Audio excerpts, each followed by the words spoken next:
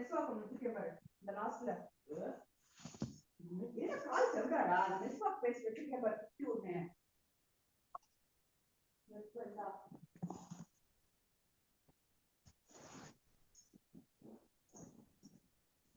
நெஸ்வாக்கு முக்கியம் பாரு இந்த லாஸ்ட்ல செவ்றாடா பேசி வச்சிருக்கேன் பாரு ஒண்ணு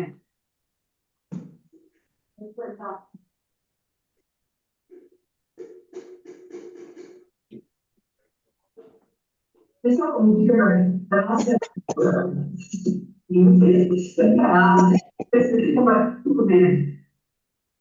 हरे कृष्ण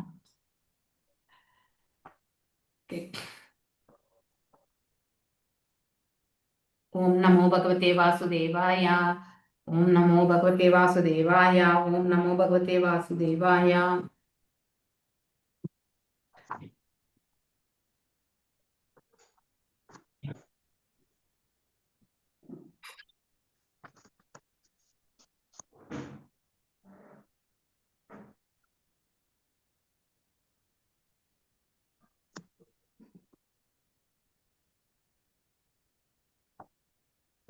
जय राधा माधव कुंज बिहारी जय राधा माधव कुंज बिहारी जय राधा माधव कुंज बिहारी जय राधा माधव कुंज बिहारी जय गोपी जन वल्लभा गिरिवरधारी जय गोपी जन वल्लभा गिरिवरधारी जय गोपी जन वल्लभा गिरिवरधारी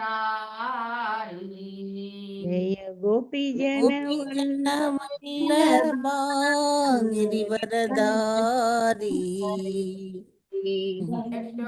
यशोदनन्दन ब्रजजन रञ्जन यशोदनन्दन ब्रजजन रञ्जन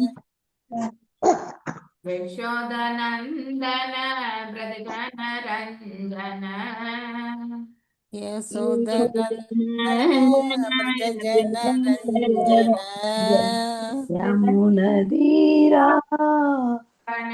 वनचारी यमुनतीरा वनचारी पुनदीरा वनचारी यमुनतीरा वनचारी जय राधा माधव कुंज बिहारी जय राधा माधव कुंज बिहारी हरे कृष्णा कृष्ण कृष्ण हरे हरे हरे राम राम राम हरे हरे हरे कृष्ण कृष्ण कृष्ण हरे हरे हरे राम राम राम हरे हरे हरे कृष्ण कृष्ण कृष्ण हरे हरे हरे राम राम राम हरे हरे हरे कृष्ण कृष्ण कृष्ण हरे हरे हरे राम राम राम हरे हरे ஹரே கிருஷ்ணா எல்லாருக்கும். ஓம் நமோ பகவதே வாசுதேவாய. ஓம் நமோ பகவதே வாசுதேவாய. ஓம் நமோ பகவதே வாசுதேவாய. ஓம் நமோ பகவதே வாசுதேவாய. ஓம் நமோ பகவதே வாசுதேவாய. ஓம் நமோ பகவதே வாசுதேவாய. நாராயணம் நமஸ்கிருத்யாம் நாராயணம் நாராயணம் நமஸ்கிருத்யா நரம் செய்வா நரோத்தமம் நரம் நரம் செய்வ செய்வ நரோத்தமம் நரோத்தமம். தேவீம் சரஸ்வதிம் வியாசம் தேவீம் சரஸ்வதிம் வியாசம் வியாசம் ததோ ஜாயாம் உதீரயேத். ததோ ஜெயமுதிரயேத். நஷ்டப்ராயேஷு ஆபத்ரேஷு நஷ்டப்ராயேஷு பத்ரேஷு நித்யம் பாகவத சேவையா நித்யம் பாகவத சேவையா பகவத்ய உத்தம ஸ்லோகே பகவதி யோத்தமஸ்லோகே பக்தே பவதே நைஸ்திகே. பக்தி பவதி நைஷ்டிகே. Reading from Bhagavatam, 4th canto, 30th chapter, 11th sloka. 11th sloka.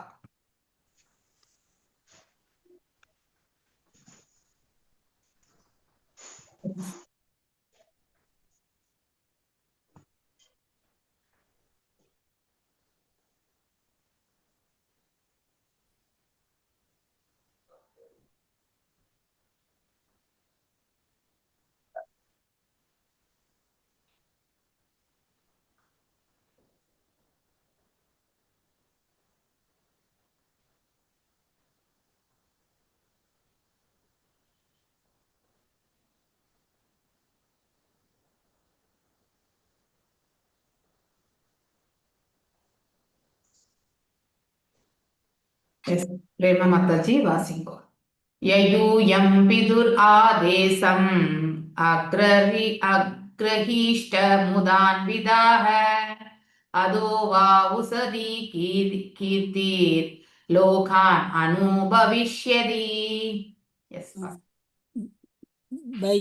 யயூயம் Vidur ஆவேசம் அக்ரஹிஷ்ட முதான்விதாக அதோவ உசதி கீர்த்திர் லோகான் அனுபவிஷ்யதி. யத் ஏனெனில் யயூயம் யா நீவீர் பிதுகு உங்கள் தந்தையின்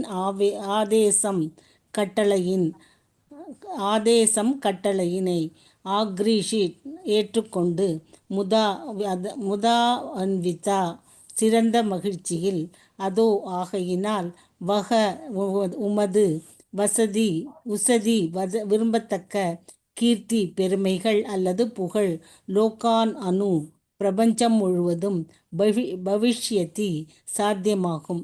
மொழிபெயர்ப்பு பொருளுரை ஸ்ரீல பிரபுபாதா பிரபுபாபாவிற்கு ஜெய். உங்கள் தந்தையின் கட்டளையினை மிக்க மகிழ்ச்சியுடன் ஏற்று அதனை நிறைவேற்றியும் இருக்கின்ற காரணத்தினால் உங்களது விருப்பத்திற்கும் இதன் நற்குணங்கள் இப்பிரபஞ்சம் முழுவதற்கும் போற்றப்படும். பொருளுரை ஒவ்வொரு உயிரும் முழுமுதற் கடவுளின் பாகமாக இருப்பதினால் அரசர்களுக்கு குறைந்தபட்சம் சுதந்திரம் உண்டு. சில நோய்கள் புத்தியற்றோர் எல்லோருமே முழுமுதற் கடவுளின் கட்டுப்பாட்டில் இருக்கையில் ஒரு சிலர் மட்டும் ஏன் துன்பப்படுகின்றனர் என்று கேட்கின்றனர். அவனுக்கு இருக்கும் சுதந்திரம் சிறிதளவே ஆகும். அதன் காரணமாக அவன் பரமபுருஷனான பகவானின் கட்டளைகளை ஏற்றுக்கொள்ளவோ அல்லது மறுக்கவோ முடியும். இறைவனின் கட்டளைக்கு கீழ்ப்படிந்தால் மகிழ்ச்சி அடைகிறான், இல்லையேல் துக்கப்படுகிறான். ஆகையால் உயிர் தனது இன்ப துன்பங்களை தானே உருவாக்கிக் கொள்கிறான். பகவான் இவற்றை யார் மீதும் திணிப்பதில்லை. முழுமுதற் கடவுள் பிரசேதர்களை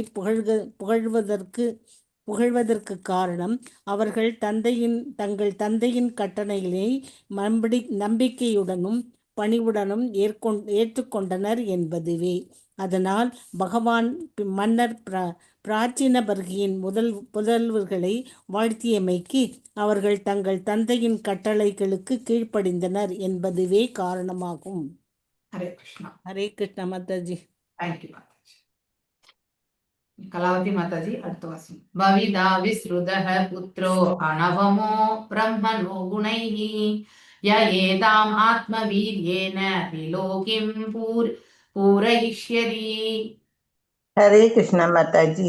बविदा विष्णुद पुत्रो नवमो ब्रह्मणो गुणैः य एदाम् आत्मवीर्येन त्रिलोकिं பூரியிஷ்யதி. பவிதா அங்கே இருப்பான்.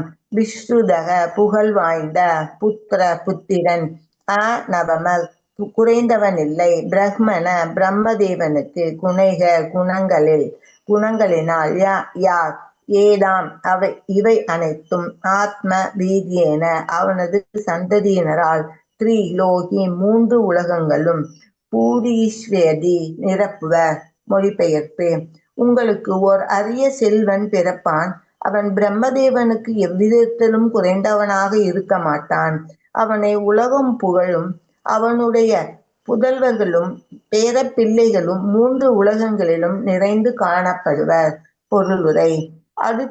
அடுத்து வரும் ஸ்லோகம் பிரச்சேதர்கள் மாமுனிவர் கண்டுனுவின் புதல்வியை மணந்து கொள்வர் என்று கூறுகிறது. அவர்களின்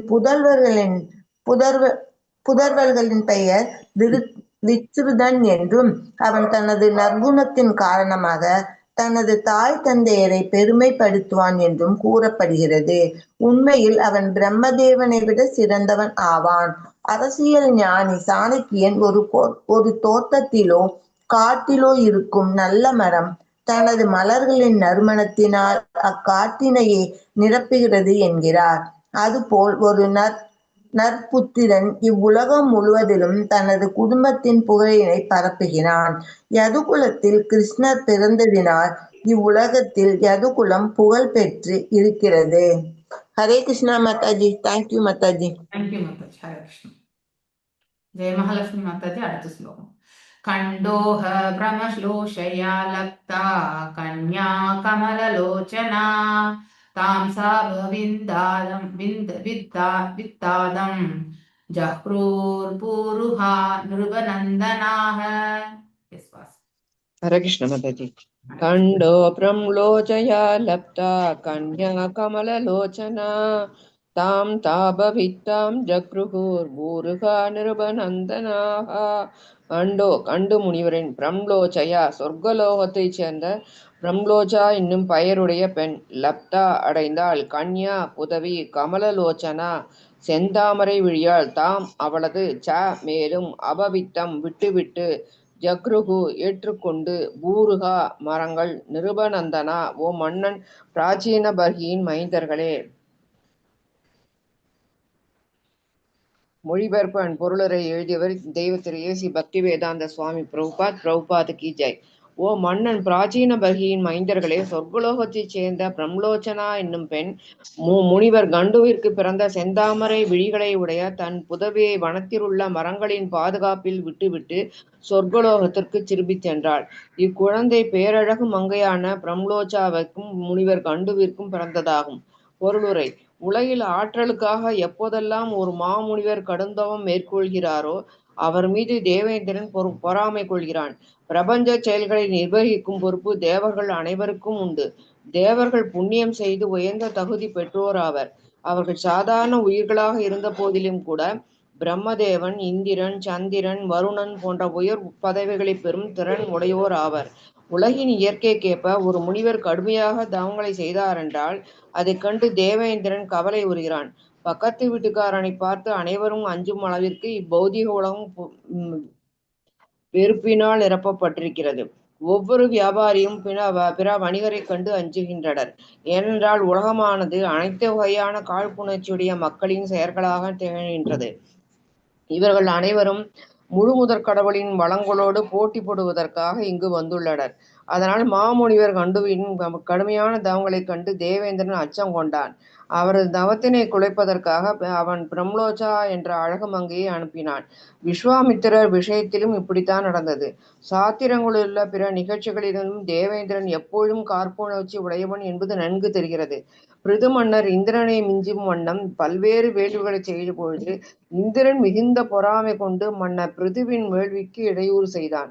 இது ஏற்கனவே முந்தைய அத்தியாயங்களில் விளக்கப்பட்டிருக்கிறது.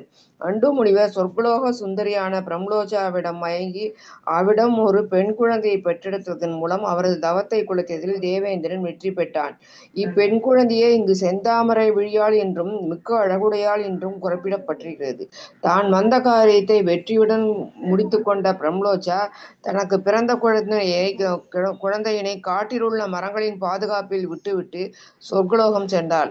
அக்குழந்தையை வளர்த்து ஆளாக்குவதற்கு மரங்களும் ஒத்துக்கொண்டன. ஹரே கிருஷ்ண மதாஜி. தேங்க்யூ மதாஜி. ஹரே கிருஷ்ணா. ஸோ அவங்க அந்த பெண்ணை தான் இந்த பிரச்சேத்தர்கள் திருமணம் செய்ய போறாங்க. ஓகே, வேற யாராவது படிக்கணும்னு ஆசைப்படுறீங்களா? ஹரே கிருஷ்ணா. ஹரே கிருஷ்ணா. மாதாஜி யாரும் படிக்கலைன்னா நான் வேணா ஒரு ஸ்லோகம் படிக்கிறேன். யாராவது படிச்சா படிக்கட்டும், இல்லை நான் படிக்கிறேன். லலிதகண்ணன் மாதாஜி வாசிக்கட்டும், அதுக்கப்புறம் வேணா நீங்க வாசிக்கணும். Okay madam. ஹரே கிருஷ்ணா. க்ஷாமாய முகே ராஜா சோமஹ பீயூஷவர்ணிஷீம் தேஷ்ணீம் ரோதமானாய நிததே சாதன தயான்விதாஹ. எஸ், லலிதகண்ணன் மாதாஜி. ஹரே கிருஷ்ணா மாதாஜி. ஹரே கிருஷ்ணா மாதாஜி. துச்சாமாயா முகே ராஜா சோம பீயூஷ பர்ஷிணி சோவுல் பெட்டின தீனி சோவுல் பெட்டி. ஹரே கிருஷ்ணா. மத்தவங்க பேசாதீங்கோ. ஹரே கிருஷ்ணா. எல்லாரும் மியூட்ல இருங்கோ. ஹரே கிருஷ்ணா. எஸ், லலிதகண்ணன் மாதாஜி நீங்க அன்மியூட் பண்ணுங்க. வரல, ஒண்ணும் தெரியல.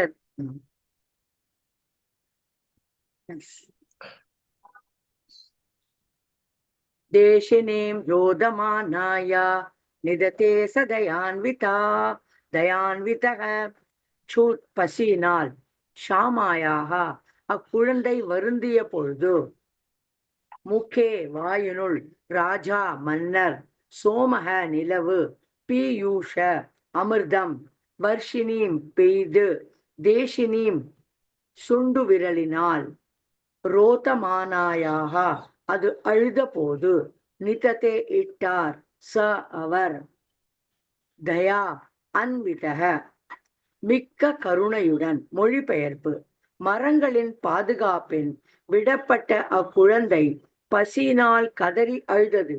அக்காட்டின் மன்னனும் சந்திரமண்டலத்து மன்னனுமான சந்திரன் தனது சுண்டு விரலினால் மிகுந்த கருணையுடன் அக்குழந்தையின் வாயில் அமிர்தத்தை ஊட்டினான். இவ்வாறு அக்குழந்தை சந்திரன் கருணையினால் வளர்க்கப்பட்டது. பொருளுரை: அந்த அழகு மங்கை தன் குழந்தையை மரங்களிடையே விட்டு சென்ற போதிலும் மரங்களினால் அக்குழந்தையை கவனிக்க முடியவில்லை. எனவே அவை அக்குழந்தையை சந்திர மன்னனிடம் கொடுத்தன.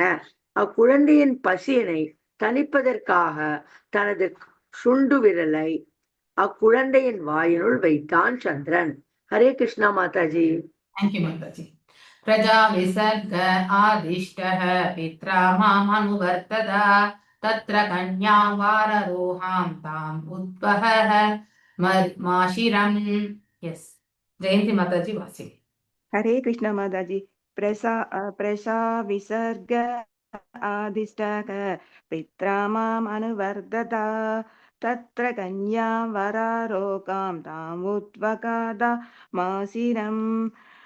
பிரஜா விசர்கே சந்ததியினரை பெருக்குவதற்காக ஆதிஷ்டக கட்டளையிடப்பட்டு பித்ரா உங்கள் தந்தையினால் மாம் எனது கட்டளை அனுவர்த்ததா பின்பற்றி தத்ர அங்கே கன்யாம் கன்னியை வர ஆரோகாம் நற்குணமும் நிறைந்த அழகும் உடைய தாம் அவளை உத்வகதா மணமுடிப்பதற்காக மா இன்றி சிரம் காலத்தை வீணாக்காமல். மொழிபெயர்ப்பு: நீங்கள் அனைவரும் எனது கட்டளைக்கு மிகவும் கீழ்ப்படியவர்கள் ஆதலினால் நற்குணங்களும் அழகும் வாய்ந்த அந்த பெண்ணை மணந்து கொள்ள வேண்டுமென்று உங்களை கேட்டுக்கொள்கிறேன். உங்கள் தந்தையின் கட்டளைக்கேற்ப அவள் மூலம் நீங்கள் மக்கள் தொகையினை பெருக்குவீராக. பொருளுரை. பிரதேசாதார்கள் முழுமுதற் கடவுளின் சிறந்த பக்தர்கள், தங்கள் தந்தையின் கட்டளைக்கு கீழ்ப்படிந்தவர்களும் ஆவார். ஆகையினாலே பகவான் பிராம்லோச்சாவின் மகளை மணந்து கொள்ளும்படி அவர்களிடம் கூறினார். ஹரே கிருஷ்ண மாதாஜி. தேங்க்யூ மாதாஜி. ஹரே கிருஷ்ணா. ஹரே கிருஷ்ணா. சோ மொத்தம் பிரச்சேதாக்கள் எத்தனை பேரு? நேற்று 100 பேரு சொன்னீங்க. 100 பேரு கிடையாது இல்லையா? Wrong thing. 10 பிரச்சேதாக்கள் தான் இருக்கிறது. 10 பிள்ளைகள் பிராச்சீன பரிஷத்துக்கு. படிச்சீங்களா? ஹரே கிருஷ்ணா. யயூம் பிதுர் ஆதேசம் அக்ரஹீஷ்ட பிமுதான் விதாக அதோ வா உசதி கீர்த்தி லோகான் அனுபவிஷ்யதி. உங்கள் தந்தை இப்போ பகவான் தான் பேசிட்டு இருக்கார். ஏன்னா பகவான் அவங்களுக்கு தரிசனம் கொடுத்திருக்கார். அவங்களுடைய தவத்தை மெச்சி, பக்தியை மெச்சி பகவான் அவங்களுக்கு முன்னாடி அவர் பேசிட்டு இருக்கார். சோ உங்களுக்கு நான் இந்த வரத்தை, அதாவது அவங்க வேண்டிய வரத்தெல்லாம் கொடுக்குறேன்னு சொல்கிறார். மேலும் அவங்க என்ன செய்யணும்ன்றதையுமே இந்த இடத்துல பகவான் எடுத்துரைக்கிறார். ஏன்னா இவர்கள் தங்களுடைய தந்தையினுடைய கட்டளைக்கு கீழ்ப்படிந்துதான் இந்த தவ வாழ்க்கைக்கு வந்தாங்க. அதனால இப்ப பகவானுடைய சொல்லையுமே அவங்க வேதவாக்கா எடுத்துட்டு செயல்படுத்துவாங்க. அதற்கான வழிமுறையை தான் பகவான் இந்த இடத்துல அந்த பிரச்சேதாக்களுக்கு எடுத்துரைக்கிறார். 10 பேர் உங்கள் தந்தையின் கட்டளையினை மிக்க மகிழ்ச்சியுடன் ஏற்று அதனை நிறைவேற்றும் இருக்கின்ற காரணத்தினால் உங்களது விருப்பத்திற்கு இந்நற்குணங்கள் இப்பிரபஞ்சம் முழுவதுமே போற்றப்படும். அதாவது ஒவ்வொரு உயிரும் முழுமுதற் கடவுளின் பாகம். நாம் எல்லாருமே பின்ன பகுதிகள் தான் இல்லையா? ஆத்மா என்பது பின்ன பகுதி, பரமாத்மாவினுடைய ஒரு அங்கம் என்பது இருப்பதினால் அவர்களுக்கு குறைந்தபட்சம் சுதந்திரம் உண்டு. பகவான் சுதந்திரமானவர். அந்த பண்பை தான் இந்த இடத்துல நமக்கும் எடுத்துரைக்கிறாங்க. நமக்கும் உண்டு சுதந்திரம். ஆனா அது நமக்கு சிறிய சுதந்திரம். டிசிஷன் மேக்கிங்ல மட்டும்தான் நமக்கு சுதந்திரம். அதாவது நாம் இந்த கரைக்கு போலாமா இல்ல அந்த கரைக்கு போலாமா அப்படிங்கிற டிசிஷன் நமக்கு 2 கரைகளை பகவான் கொடுத்திருப்பாரு. எக்கரைக்கு செல்ல வேண்டிய ஆப்ஷன் மட்டும்தான் நம்ம எடுக்கணுமே ஒழிய இந்த கரையே வேண்டாம் நம்ம ஆப்ஷன் எடுக்க முடியாது. அந்த மாதிரி ஆப்ஷன்ஸ் இருக்கக்கூடியதுலயே நம்ம என்ன நமக்கு கிடைச்சிருக்கோ அதுல வச்சுதான் நம்ம இதுல போலாமா அதுல போலாமா தேர்ந்தெடுக்க முடியுமே தவிர நம்ம இதை தவிர்த்து வேற எதுவுமே நம்மளால செயல்பட முடியாது. அதனாலதான் நமக்கு சுதந்திரம் என்பது மிக சிறியதாகும். மேலும் சில நேரங்களில் புத்தியற்றோர் எல்லோருமே முழுமுதற் கடவுளின் கட்டுப்பாட்டின் கீழ் இருக்கையில் ஒரு சிலர் மட்டும் ஏன் துன்பப்படுகின்றனர் என்று கேட்கிறார்கள் இல்லையா? ஏன் அவங்க அவ்வளவு கஷ்டப்படுறாங்க இல்லையா? இப்ப பாக்குறதுக்கு அவங்க நல்ல குணத்துல இருக்காங்க. அவங்க செயல்படக்கூடிய விதம் நாணயமா இருக்கு இல்லையா? யாரையுமே ஏமாற்றல. ஆனாலுமே அவங்க ஏன் இவ்வளவு கஷ்டப்படுறாங்க இல்லையா? இப்படி நம்ம கேட்கிறோமா இல்லையா? கடவுளுக்கு கண் இல்லையா? கடவுள் பார்த்துன்னு தானே இருக்கார். ஏன் இப்படி ஒரு அநியாயத்தை நிகழ்த்துறார், நடத்துக்கு அனுமதிக்கிறார்? இப்படியெல்லாம் நம்ம கொஸ்டின் கேட்க ஆரம்பிப்போம். உண்மையிலே அவரவர்கள் இந்த டிசிஷன் மேக்கிங்னாலதான் இந்த ப்ராப்ளமே வருது. பகவான் யாரையுமே தீய வழியில போ அப்படின்னு கைட் பண்றது கிடையாது இல்லையா? நாம தான் அந்த வழியை பகவான் உள்ளுக்குள்ளது நல் மார்க்கத்தை நமக்கு எடுத்துரைச்சாலும் அதையுமே நாம் என்ன பண்றோம்? ஓவர் ரூல் பண்ணி நம்முடைய ஆசை நம்ம நிறைவேற்றி கொள்கின்றோம். சோ நம்முடைய ஆசை நன்மையா தீமையா என்பதை பத்தி நாம சிந்திக்கிற கோணத்துல பார்க்கும்பொழுது நமக்கு நன்மையா தெரியும். ஆனா உண்மையிலே அது பிற்காலத்துல நோக்கும் பொழுது மிகப்பெரிய பாவத்தையுமே அது கொண்டு விடும். அதை நமக்கு முன்னாடி ஆலோசனை பண்ணக்கூடிய அந்த கெப்பாசிட்டி நமக்கு இருக்கிறதே கிடையாது. யார் ஒருத்தர் பக்தியில போறாங்களோ அவங்க கண்டிப்பா இதை தீர்க்கமா யோசிப்பாங்க. பக்தியில இல்லாதவங்க அவங்க என்ன நினைக்கிறாங்களோ அதை செயல்படுத்துவாங்க. அப்ப அதற்கேற்ற பலன்களை அவர்கள் அனுபவித்துத்தான் ஆக வேண்டும் இல்லையா? இப்ப நாம் எதை விதைக்கின்றோமோ அதை தான் நாம் அறுவடை செய்கிறோம். இப்ப நம்ம ஒரு கிரவுண்ட் நெட் எல்லாமே போட்டிருப்போம் இல்லையா? இப்ப வேர்க்கடலை நிலத்துல நம்ம போடும் பொழுது அந்த வேர்க்கடலை நல்ல வேர்க்கடலையா இருந்தா அது நல்ல வேர்க்கடலையை கொடுக்கும் நமக்கு இல்லையா? ஆனா அதே பழுதடைந்த ஒரு வேர்க்கடலையை நம்ம போட்டோம்னா அது செடி முளைக்காது இல்லையா? போட்ட அந்த அதாவது விதைகள் எல்லாமே வீணாக போய்விடும். அதனால அந்த சுதந்திரம் நமக்கு உண்டு. எந்த மாதிரி விதை நம்ம விதைக்கணும் அப்படிங்கிறது நாம தான் டிசைட் பண்றோம். அதனாலதான் பாவம் புண்ணியம் ரெண்டுமே நாம் அனுபவிக்கிறோம். நல்லது கெட்டதுமே நாம் அனுபவிக்கிறோம் இல்லையா? இது இறைவன் நமக்கு கொடுக்கக்கூடிய தண்டனையே எதுவுமே கிடையாது. நாம் எந்த விதைத்தோமோ அதை தான் நாம் அறுவடை செய்யும். இது யதார்த்தமா சொல்லக்கூடிய வார்த்தை. ஆனா அது நிறைய தாற்பயங்கள் உண்டு இல்லையா? எப்படிப்பட்ட செயலை நாம் ஆற்றுகின்றோம், ஒரு செயலை எவ்வாறு நாம் ஆற்றுகின்றோமோ, எந்த நோக்கத்தை கொண்டு ஆற்றுகின்றோமோ அதனுடைய பலனை தான் நாம் அனுபவிப்போம். ஒரு செயலை 10 நோக்கங்கள்ல நம்ம சிந்திக்கலாம். ஆனால் அது இந்த பிரபஞ்ச நன்மைக்கு என்று செய்யும் பொழுது, இறைவனுக்கு என்று ஆற்றும் பொழுது அது நமக்கு பந்தப்படுவது கிடையாது. அதை விடுத்துட்டு நம்மளோட சுயபுலன் திருப்திக்காக ஒரு செயலை நாம் ஆற்றுகின்றோம் என்றால் அதனால் விளையக்கூடிய நன்மையும் தீமையுமே நாம தான் அனுபவிக்கணும். ஓகே, அதுல இருந்து நம்ம கண்டிப்பா வெளியேறவே முடியாது. அதனால நன்மை செய்தால் நன்மை விளையும், தீமை செய்தால் தீமை விளையும். சோ அப்ப நாம சிரமப்படணும், துன்பப்படணும்னு இருந்தாக்கா அந்த செயல்கள் விளைவுகள் நாம் துன்பப்பட்டுதான் ஆகும். அதை நம்ம மாற்றி அமைக்க முடியாது. அவனுக்கு இருக்கும் சுதந்திரம் சிறிதளவே ஆகும். அதன் காரணமாக அவன் பரமபுருஷ பகவானின் கட்டளைகளை ஏற்றுக்கொள்ளவோ மறுக்கவும் முடியும். உள்ளுக்குள்ள இருந்து பகவானுக்கு சொல்வார் இந்த மார்க்கத்துக்கு போன்னு. ஆனா அதை நம்ம ஏற்றுக்கொள்றதும் அதுல இருந்து நிராகரிக்கிறதும் அந்த ஒரு ஆப்பர்ச்சுனிட்டி நமக்கு தான் கொடுத்திருக்காரு.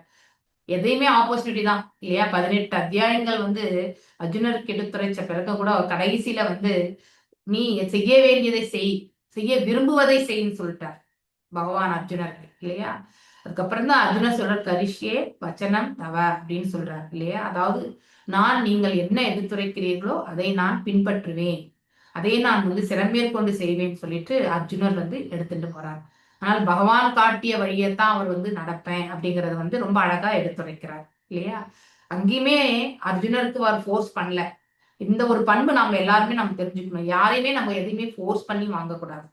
ஓகே, யாரையுமே எதுவுமே இதை ஃபோர்ஸ் பண்ணி இதை செய்தே ஆகணும்னு நம்ம திணிக்க கூடாது. ஆப்ஷன் அவங்களுக்கு கொடுக்கணும். இதனால் இது நன்மை, இதனால் இது தீமை அப்படிங்கிற நம்ம சொல்லிடணும். இது வரைக்கும் நான் உனக்கு எல்லாமே எடுத்துரைச்சிட்டேன் இல்லையா?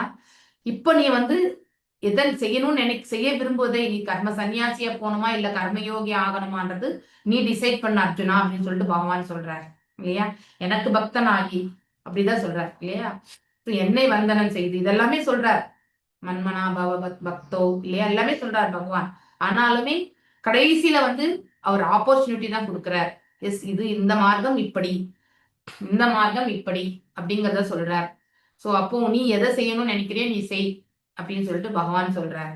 சோ அது போல அந்த சிறிய சுதந்திரம் தான் நாம் என்ன பண்றோம், தவறுதலா நாம உபயோகப்படுத்தி நான் செய்தேன் இத என்னுடைய இது அப்படின்னு நினைச்சுட்டு நாம ஆற்றும் பொழுது அந்த கர்மத்துக்கான பந்தனத்தையும் நாம நன்மையா இருந்தாலும் சரி தீமையா இருந்தாலும் சரி அதை நாம ஏற்றுக்கொள்ள வேண்டிய கட்டாயத்திற்கு தள்ளப்படுகின்றோம் இல்லையா?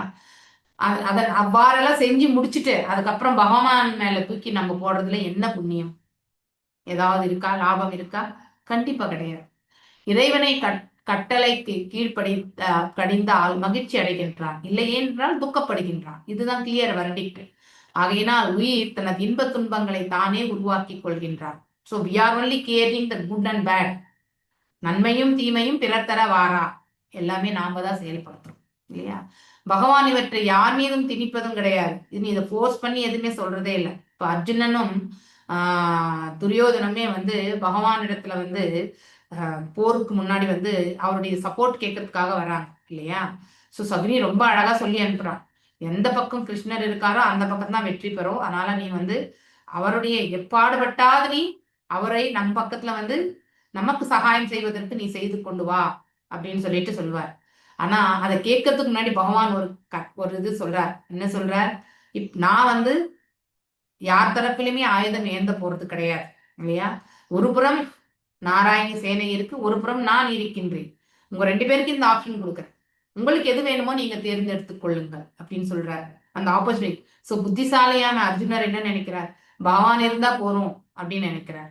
ஆனா அங்க நிராயுதபாணியா இருக்கக்கூடிய கிருஷ்ணரை வச்சுட்டு நான் என்ன பண்ண போறேன் அப்படின்னு நினைச்சது யாரு? துரியோதனன் இல்லையா? படை பலத்தையே நம்பி போனவன். அங்கே அவன் இறை பலத்தை நம்பவில்லை அவன் இல்லையா? கூடவே பகவானோட இருந்தும் கூட பகவானுடைய மேன்மையான குவாலிட்டிஸோ அவர் பகவான் என்பதையுமே அவனால் உணர முடியவில்லை. இதுதான் அஞ்ஞானம் என்பது இல்லையா?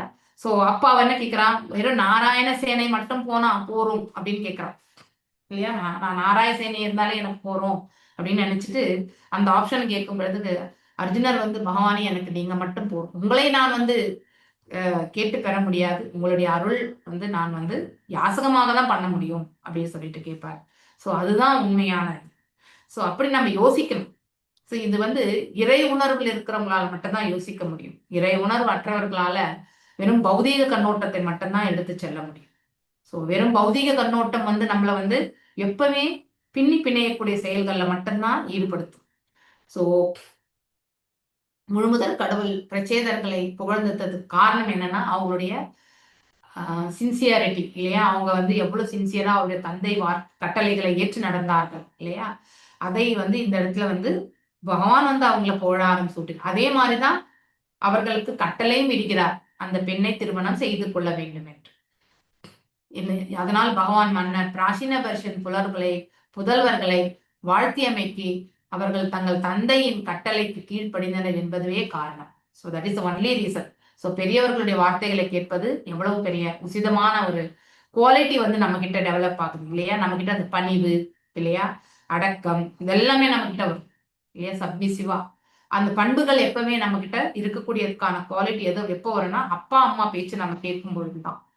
ஸோ அந்த ஒரு பிள்ளை வந்து பெற்றோர்களுடைய வார்த்தைகளை கேட்கிறதோ அது வாழ்க்கையில வந்து நன்மைகளை வந்து ரொம்ப அழகா வந்து தேவல் கேட்டுட்டு. ஆக்சுவலி அப்பா அம்மா பேச்சு கேட்காதவங்க வந்து ரொம்ப ரொம்ப சிரமப்படுவாங்க வாழ்க்கையில. பபிதா விஸ்ருதஹ புத்ரோ ஆனவமோ பிரம்மனோ குணைஹி யாயேதாம் ஆத்மவீர்யேன விலோகிம் பூரயிஷ்யதி. ஸோ உங்களுக்கு ஒரு அரிய செல்வன் அதாவது இந்த பிரச்சேதாக்களுக்கு ஒரு நல்ல அதாவது பிள்ளை பிறப்பான் என்பதை வந்து இந்த இடத்துல வந்து பகவான் கொடுக்கிறார், வாக்கு கொடுக்கிறார். பிரம்மதேவனுக்கும் மேல்பட்டு எந்த விதத்திலும் குறைந்தவனாக இருக்க மாட்டான். ஸோ அந்த அளவுக்கு வைபவத்தோடு இருக்கக்கூடிய அதாவது நற்குணங்கள் குவாலிட்டிஸ் 78% குவாலிட்டிஸ் இருக்கு பிரம்மதேவனுக்கு. அதே குவாலிட்டிஸோட பிறக்கக்கூடிய குழந்தை உங்களுக்கு உண்டு. அவனை உலகம் புகழும். பிற்காலத்துல வந்து அந்த பிள்ளை வந்து உலகம் புகழும். அவனுடைய புதல்வர்களும் பேர பிள்ளைகளும் 3 உலகங்கள் நிறைந்து காணப்படுவார் இல்லையா. யார் அந்த நபர் என்று உங்களுக்கு தெரியுமா? யார் அந்த நபர்? யோசிங்க. அடுத்து வரும் ஸ்லோகம் பிரச்சேதர்கள் மாமுனிவர் கண்டுவின் புதல்வியை மணந்து கொள்வர் என்று கூறுகிறது இல்லையா. கண்டு முனிவர் அதாவது கண்டு மாமுனிவர் வந்து தவம் பண்ணிட்டு இருக்கார். இந்த இந்திரன் எப்பொழுதுமே வந்து தன்னுடைய பதவிக்கு எப்போ ஆபத்து வருவோன்றத வந்து உண்மையிலேயே அவர்கள் யாருமே அந்த மாதிரி யோசனை கூட பண்ணியிருக்க மாட்டாங்க. அவங்களுடைய இப்போ விஸ்வாமித்திரர் வந்து அவருடைய தவ வலிமையை தான் மேம்பாடா எடுத்துட்டு போறோம்னு நினைச்சார். அதே மாதிரி கண்டு முனிவருமே வந்து அவருடைய தவ வாழ்க்கையில அவர் வந்து ஈடுபட்டு இருந்தார். எங்கே அவங்களுடைய தவ வாழ்க்கையினுடைய வலிமை வந்து தன்னுடைய பதவிக்கு தேவையான குவாலிபிகேஷனை விட அவங்க தாண்டி போயிட்டாங்கனாக்கா சோ அப்போ அவனுடைய பதவிக்கு ஆபத்துன்னு எப்ப யார் நினைக்கிறது? இந்திரன் எப்பொழுதுமே நினைக்கிறான். இதை நம்ம போன அத்தியாயங்கள்ல கூட நம்ம படிச்சோம் இல்லையா. பிருத்து மன்னருடைய 100வது அஸ்வமேத யக்னத்திற்கு வந்து அந்த குதிரைகளை வந்து களவாடி செல்கின்றார் இல்லையா. சோ அப்போ பிரம்மதேவர் வந்து பிருத்து மன்னர் வந்து இந்திரனுக்கு வந்து பனிஷ்மெண்ட் கொடுக்கணும் இல்லையா, தண்டனை கொடுக்கணும் பொழுது பிரம்மதேவர் வந்து நீ வந்து 99 பண்ணதே உனக்கு போரும். ஏன்னா யுவர் ஆஸ்திரேலியா வந்து பாத்தீங்கன்னா நீ பண்ண அந்த தவ வாழ்க்கை வந்து அந்த 100 அஸ்வமேத யாக்னங்களை வந்து கடந்து சென்று விட்டது. அதனால வந்து நீ வந்து இந்த 100வது யக்னத்தை நீ செய்யலனாலும் பரவாயில்ல, நீ மன்னித்து விடு அவனன்னு சொல்லிட்டு பகவானும் வந்து நீ வந்து இனிமே செய்ய தேவையில்லைன்னு சொல்லிட்டு அவருக்கு அறிவுறுத்தல் கூறுகிறார் இல்லையா. சோ அப்போ அந்த இந்திரன் வந்து அந்த குதிரையை எடுத்துட்டு வந்து விடுறார். இந்த நாமும் படிச்சோம் நம்ம இல்லையா, ரீசெண்டாவே ஒரு 4-5 மாசத்துக்கு முன்னாடிதான் படிச்சோம் நம்ம இது. அப்படி இந்த நல்ல ஒரு புதல்வர் அதாவது இந்திரனுடைய குவாலிட்டிஸ் இதுதான். சோ காழ்ப்புணர்ச்சி என்பது அவனிடத்துல உண்டு. எப்பயுமே தன்னுடைய பதவியை வந்து அவன் வந்து தக்க வச்சுக்கணும்னு நினைச்சிட்டே இருப்பான். அதுல இருந்து நமக்கு தெரியாது இது பௌதீகத்திலிருந்து அவன் செய்யக்கூடிய செயல் அப்படிங்கறதுமே நாம புரிஞ்சுக்கணும். He is also bound to the material nature அப்படிங்கறத வந்து நாம புரிஞ்சுக்கணும். அவர்களின் புதல்வனின் பெயர் விச்ருதன் அப்படின்னா அந்த புதல்வனுக்கு பெயர் என்ன? விச்ருதன். அவன் தனது நற்குணத்தின் காரணமாக தனது தாய் தந்தையரை பெருமைப்படுத்துவான் என்று கூறப்படுகிறது. உண்மையில் அவன் பிரம்மதேவனை விட சிறந்தவன் ஆவான். இது வந்து இதெல்லாமே வரங்களாக பகவான் இந்த இடத்துல கொடுத்துட்டு இருக்கார் பிரச்சேதர்களுக்கு. அரசியல் அரசியல் ஞானி சாணக்கியன் ஒரு தோட்டத்திலோ ஒரு காட்டத்திலோ ஒரு காட்டிலோ ஒரு பெரிய மரம் வந்து பூ பூக்கிறது என்றால் அதனுடைய வாசம் வந்து அதை சுத்தி இருக்கக்கூடிய இடத்த ஃபுல்லாவே ஆக்குறாங்க. ஃபார் எக்ஸாம்பிள் பாரிஜாத மரம் எடுத்துக்கோங்க. பாரிஜாத மரம் வந்து நீங்க அந்த தெரு வழியா போகும்போது கடந்து செல்லும் பொழுது ஒரு குறிப்பிட்ட தூரம் வரைக்குமே அந்த பாரிஜாத மலருடைய வாசனை வந்து நமக்கு கண்டிப்பா நுகர்வோம் இல்லையா? அது போல அது நிரம்புகின்றது. அது போல புத்திரனி உலகம் முழுவதுமே தன் குடும்பத்தின் புகழனை வந்து பரப்புவான். இதுதான் ஓமை. எவ்வாறு எதுகுலத்தில் கிருஷ்ணர் அவதரித்த போது எதுகுலமே வந்து புகழ் பெற்றதோ அது போல அப்படிங்கிற ஒரு கருத்தை வந்து நம்ம ஆச்சாரியார் வந்து இந்த பொருளுரையில நமக்கு கொடுக்கிறார். கண்டோக பிரேமலோச்சயா லப்தா கன்யகமலலோச்சனா தாம் சாபவித்தாம் ஜக்ரூர் பூருஹா நிருபநந்தனா. ஸோ அப்போ கண்டு முனிவருடைய தவத்தை கலைக்கிறதுக்காக பிரேமலோச்சயா அப்படிங்கிற ஒரு அப்சரஸை வந்து இந்த இடத்துல அனுப்புறான். யாரு? இந்திரன் இல்லையா? அவரும் வந்து அவருடைய தவ வாழ்க்கை கலைந்து ஸோ அந்த பெண்ணுக்கு வந்து ஒரு பெண் குழந்தை பிறக்கிறது. ஸோ இந்த அப்சரஸ் எல்லாமே என்ன பண்ணுவாங்க? குழந்தை பிறந்த பிறகு அதை விட்டுட்டு போயிட்டே இருக்காங்க. அவங்களுடைய உலகத்தை திருப்பி போயிடுறாங்க. விஸ்வாமித்திர முனிவர் கூட அதே மாதிரிதான். சகுந்தலையை வந்து அவர் தான் வளர்த்தார் இல்லையா? ஸோ அது போலதான் இந்த கண்டு முனிவர் வந்து அவருடைய மகள் வந்து அந்த பிரேமலோச்சா என்பவள் வந்து அந்த மரங்களிடத்திலே வந்து விட்டு விட்டு செல்கிறார். மரங்களே நீங்களே வளர்த்துக்கோங்கன்ட்டு. அந்த மரங்கள் என்ன செய்கிறது? சந்திரதேவனிடத்துல வந்து அடைக்கலம் போகிறாரு. சோ சந்திரதேவன் என்ன பண்றா? அதற்கு அமுதத்தை ஊட்டுகின்றார் தன்னுடைய விரலினால் அப்படிங்கிறத இந்த ஒரு பொருளுரையில இருந்து நம்ம புரிஞ்சுக்கிறோம். சந்திரதேவன் ஏன் இந்த இடத்துல சந்திரதேவன் என்றால், சோ அதாவது உயிர் வாழிகள் இருக்கக்கூடிய அந்த வாழ்வு ரசத்தை வந்து கொடுப்பவனே, இந்த தாவரங்களுக்கு வாழ்வு ரசத்தை கொடுப்பவன் யாரு? சந்திரன். இதை நாம பகவத்கீதையிலுமே நம்ம படிக்கிறோம் இல்லையா? சோ அந்த நிலவு ஒளிதான் வந்து வாழ்வு ரசத்தை கொடுக்கிறது. எவ்வாறு பகலில் வந்து சூரிய ஒளினால் வந்து போட்டோசிந்தசிஸ் சொல்லுவாங்க இல்லையா? அதாவது போட்டோசிந்தசிஸ்னா நம்ம என்ன பண்ணோம்னாக்கா ஆக்சிஜனை வந்து வெளியே கொடுக்கும் இல்லையா? கார்பன் டை ஆக்சைடு எல்லாமே உள்ள எடுத்துக்கும். ஸோ மேலும் வந்து நீர், அடுத்து வந்து சூரிய ஒளி, இதை கொண்டு அதுக்கு தமிழ்ல எனக்கு எக்ஸாக்டா தெரியல போட்டோசிந்தசிஸ் என்னன்ட்டு. ஸோ அந்த ஒரு நிலை வரும்போது வளர்ச்சி அடைகிறது இல்லையா? ஸோ நமக்கு நிறைய ஆக்சிஜன் எங்கேருந்து வருது? மரஞ்செடி கொடியில இருந்து தான் வருது. நாம அதை சுவாசிச்சு நாம என்ன பண்றோம்? கார்பன் டை ஆக்சைடு வெளியே விடுறோம். நம்ம விடக்கூடிய இந்த கார்பன் டை ஆக்சைடு எல்லாமே இந்த மரஞ்செடி கொடிகள் வந்து அப்சர்வ் பண்ணிக்குது இல்லையா? அதை வந்து நமக்கு வந்து ஆக்சிஜனா அது வந்து வெளியேற்றி நமக்கு கொடுக்கிறது இல்லையா? ஸோ இப்படி இந்த மரஞ்செடி கொடிகளுடைய இதுல இருந்து அந்த அவங்க வந்து சந்திரனுக்கு கொடுத்தப்போ அந்த பெண் வந்து சந்திரனுடைய பாதுகாப்பின் கீழ் வளர்கிறாள். சோ ஓ மன்ன பிராச்சீன பரிஷின் மைந்தர்களே, சொர்க்கலோகத்தை சேர்ந்த பிரேமலோச்சா என்னும் பெண் முனிவர் கண்டூவிற்கு பிறந்த செந்தாமரை விழிகளை உடைய தன் புதல்வியை வனத்தில் உள்ள மரங்களின் பாதுகாப்பில் விட்டுவிட்டு சொர்க்கலோகத்திற்கு திருப்பி சென்றாள். அவ விட்டுட்டு போயாச்சு ஆல்ரெடி. ஓகே. இக்குழந்தை பேரழகு மங்கையாக பிரம்மலோச்சாவிற்கும் முனிவர் கண்டுவிற்கு பிறந்ததாகும் என்று இந்த இடத்துல சொல்லப்பட்டிருக்கு. உலகில் ஆற்றலுக்காக எப்பொழுதெல்லாம் ஒரு மாமுனிவர் கடுந்தவம் மேற்கொள்கிறாரோ அவர் மீது தேவேந்திரன் பொறாமை கொள்கின்றான் இல்லையா? சோ இது நடக்கக்கூடிய ஒரு விஷயம். அவன் வந்து பௌதீக பந்தத்துல இருக்கக்கூடியவன் யாரு? தேவேந்திரன். சோ பிரபஞ்ச செயல்களை நிர்வகிக்கும் பொறுப்பு தேவர்கள் அனைவருக்குமே உண்டு இல்லையா? கண்டிப்பா அட்மினிஸ்ட்ரேட்டிவ் பொசிஷன்ல இருக்காங்க.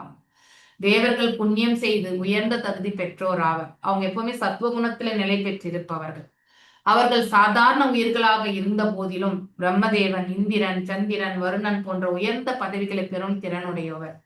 உலகின் இயற்கைக்கேற்ப ஒரு முனிவர் கடுமையாக தவங்களை செய்தார் என்றால் அதை கண்டு தேவேந்திரன் கவலையுறுகிறார். தன்னுடைய பதவிக்கு ஆபத்து. பக்கத்து வீட்டுக்காரனை பார்த்து அனைவரும் அஞ்சும் அளவிற்கு இப்பௌதிக உலகம் அதாவது பொறாமையினால பொறாமையினால் நிரப்பப்பட்டிருக்கின்றது. சோ அதுதான் மக்ஷரம், அது ஸ்பெல்லிங் மிஸ்டேக்கு, பொறாமை. ஒவ்வொரு வியாபாரியும் பிற வணிகரை கண்டு அஞ்சுகின்றனர். கரெக்ட். இப்போ நான் ஒரு ப்ராடக்ட் டெவலப் பண்றேன், அதை மார்க்கெட்ல நான் வந்து விற்கிறேன்னா அதை பார்த்து ஒரு காம்படிட்டர் என்ன பண்ணுவான்? இன்னும் குவாலிட்டியாவோ இல்ல இன்னும் காசு குறைவாகவோ என்ன பண்ணுவான்? அதை வந்து அவனும் ப்ரிப்பேர் பண்ணுவான். அப்ப என்ன ஆகும், காம்படிஷன் வந்து வரும்பொழுது ஒண்ணு பிரைஸ் இல்லைன்னா குவாலிட்டி, இதுல வந்து காம்ப்ரமைஸ் ஆக வேண்டியிருக்கும். அப்போ இந்த முதல்ல மேனுஃபேக்சர் பண்ணவன் என்ன பண்ணுவான், அவனுடைய பிரைஸை குறைச்சி அவனுடைய மார்க்கெட்டை விடாம பிடிச்சிக்கணும்னு நினைப்பான். இல்லை, இந்த பயம் என்பது எப்பவுமே உண்டு. இந்த காம்படிஷன் வரும்பொழுது இந்த பயம் வந்து வந்துட்டே இருக்கும். ஏனென்றால் உலகமானது அனைத்து வகையான காழ்ப்புணர்ச்சியுடைய மக்களின் செயல்களாக திகழ்கின்றது. இல்லை, இந்த இடத்துல அதுதான் நம்ம செய்யறோம். இது உண்மைதான். 50 ஆண்டுகளுக்கு முன்னாடியே நம்ம பிரபுபாதர் வந்து எழுதிட்டு போயிட்டார். இது உண்மை. இது நிச்சயமா இன்னும் ஃபியூச்சர்லயும் இதே மாதிரிதான் நடந்துட்டு இருக்கும். இன்னும் மோசமான நிலைமைக்கு தான் போகும். இப்ப இருக்கிறத விட இன்னும் பெஸ்டான ஒரு சுச்சுவேஷனுக்கு தள்ளப்படும். மேலும் இவர்கள் அனைவரும் முழுமுதற் கடவுளின் வளங்களோடு போட்டி போடுவதற்காக இங்கு வந்துள்ளனர். ஆனா உண்மையிலே நாம் என்ன பண்றோம், we are competing with the supreme lord. இது அனைத்துமே பகவானுடையது இல்லையா? ஆனா என்னுடையது என்று நான் என்ன பண்றேன், ஆக்கிரமித்துக் கொள்கின்றேன். என்னுடையது என்று நான் என்ன பண்றேன், ஆசை கொள்கின்றேன். இன்னும் மேலும் அபிவிருத்தி செய்யணும்னு நினைக்கிறேன் இல்லையா? அதனால் மாமுனிவர் கண்டுவின் கடுமையான தவங்களை கண்டு தேவேந்திரன் அச்சம் கொண்டான். சோ இவர் இன்னும் நிறைய தவம் எதுக்கு பண்றார் அப்படின்ட்டு அவரது தவத்தினை குலைப்பதற்காக அவர் பிரம்மலோச்சா என்னும் அழகு மங்கையை அனுப்பினான். விஸ்வாமித்திர விஷயத்திலும் இப்படித்தான் நடந்தது இல்லையா? சாத்திரங்களில் உள்ள பிற நிகழ்ச்சிகளிலும் தேவேந்திரன் எப்பொழுதுமே காழ்ப்புணர்ச்சி கொள்கின்றான். ரித்து மகாராஜாவிடத்திலுமே அவ்வாறே இடையூறு செய்தான். ஏற்கனவே முந்தைய அத்தியாயங்கள் இதை பத்தி நாம ரொம்ப விளக்கமா படிச்சிருக்கோம். கண்டு முனிவர் சொர்க்கலோக சுந்தரியான பிரம்மலோச்சான் மயங்கி அவரிடம் ஒரு பெண் குழந்தை பெற்றெடுத்ததன் மூலம் அவரது தவத்தை குலைத்ததில் தேவேந்திரன் வெற்றி பெற்றான். சோ அவரது தவ வாழ்க்கைய குலைச்சிட்டார். இப்பெண் குழந்தையை இங்கு செந்தாமரை விழியாள் என்று மிக அழகுடையாள் என்றும் குறிப்பிடப்பட்டிருக்கு. தான் வந்த காரியத்தை வெற்றியுடன் முடித்து கொண்ட பிரம்மலோச்சா தனக்கு பிறந்த அந்த குழந்தையை காட்டுல மரங்களின் பாதுகாப்பில் விட்டுவிட்டு சொர்க்கலோகம் சென்றாள். அக்குழந்தையை வளர்த்து ஆளாக்குவதற்கு மரங்களும் ஒத்துக்கொண்டன. அதன் பிறகுதான் அவங்க என்ன பண்றாங்க, சந்திரதேவனிடத்துல செல்கிறார்கள். சுக்ஷாமாய முகே ராஜா சோமா பீயூஷ வர்ஷினீம் தேஷினீம் ரோதமானாய நிததே சாதயான் விதாக. சோ மரங்களின் பாதுகாப்பில் விடப்பட்ட குழந்தை பசி இருக்கும் இல்லையா, அக்காட்டின் மன்னனும் சந்திர மண்டலத்து மன்னனுமான, ஏன்னா ஏன் இத காட்டினுடைய மன்னன் என்று சொல்லப்படுகிற சந்திரனுக்கு, அங்க இருக்கக்கூடிய மரம் செடி கொடிகள் வந்து யாருடைய கருணையால் வந்து வாழ்ந்து கொண்டிருக்கிறது, வாழ்வு ரசத்தை யாரிடம் இருந்து கருணையால் பெறுகிறது, சந்திரனால். அதனால்தான் காட்டினுடைய மன்னன் என்று இந்த இடத்துல சந்திரதேவனுக்கு வந்து சொல்லப்பட்டிருக்கு. தனது சுண்டு விரலால் மிகுந்த கருணையுடன் அக்குழந்தையின் வாயில் அமிர்தத்தை ஊட்டினான். அந்த இவ்வாறு குழந்தை சந்திரன் கருணையால் வளர்க்கப்பட்டது அப்படின்ட்டு ரொம்ப அழகா இந்த இடத்துல சொல்லப்பட்டிருக்கு. அந்த அழகு மங்கை தன் குழந்தையை மரங்களிடையே விட்டு சென்ற போதிலும் மரங்களினால் அக்குழந்தையை கவனிக்க முடியவில்லை. எனவே அவங்க அந்த பொறுப்பை யார்கிட்ட கொடுக்குறாங்க, சந்திரமனிடம் கொடுத்தன. குழந்தையின் பசினை தணிப்பதற்காக தனது சுண்டு விரலை வந்து குழந்தையின் வாயினுள் வைத்தான் சந்திரன். அமுது ஊட்டுகின்றான், அமிர்தத்தை ஊட்டுகின்றான் என்று சொல்லப்பட்டிருக்கு. பிரஜா விசர்க்க ஆதிஷ்டா பித்ராமாமனுவர்த்ததா தத்ரா கன்யா வரோஹாம் தாம் உத்வஹ மாசிரம். நீங்கள் அனைவரும் எனது கட்டளைக்கு மிகவும் கீழ்ப்படிபவர்கள் ஆதலினால் நற்குணங்களும் அழகும் வாய்ந்த அந்த பெண்ணை வந்து நீங்க திருமணம் செய்து கொள்ளணும்ன்ற ஒரு இது வந்து கட்டளையை வந்து கொடுக்கிறார். கேட்டுக்கொள்கின்றேன், உங்கள் தந்தையின் கட்டளைக்கேற்ப அவள் மூலம் வந்து நீங்கள் மக்கள் தொகையினை பெருக்குவீராக. இப்ப மக்கள் தொகையே கிடையாது அந்த இடத்துல. இப்போ பிரச்சேதர்கள் வந்து முழுமுதற் கடவுளின் சிறந்த பக்தர்கள், தங்கள் தந்தையின் கட்டளைக்கு கீழ்ப்படிந்தவர்களும் ஆவர். ஆகையினால் பகவான் வந்து அந்த பிரம்மலோச்சான் மகளை வந்து மணந்து கொள்ளும்படி அவர்களிடத்துல வந்து கூறினார் என்று இந்த பொருளுரையில வந்து நம்ம ஷீலா பிரபுபாதர் வந்து ரொம்ப அழகா கொடுத்திருக்கார். மேலும் ஒரு 2 ஸ்லோகம் படிக்கலாமா? டைம் இருக்கு. எஸ் 14 வாசிங்க சித்திரலேகா மாதாஜி. அப்ருதத் தர்ம சீலானாம் சர்வேஷாம் வ சுமத்யமா அப்ருதத் தர்மசீலேயம் பூயாத் பத்னி அர்பிதாசயா. கிருஷ்ண மாதாஜி.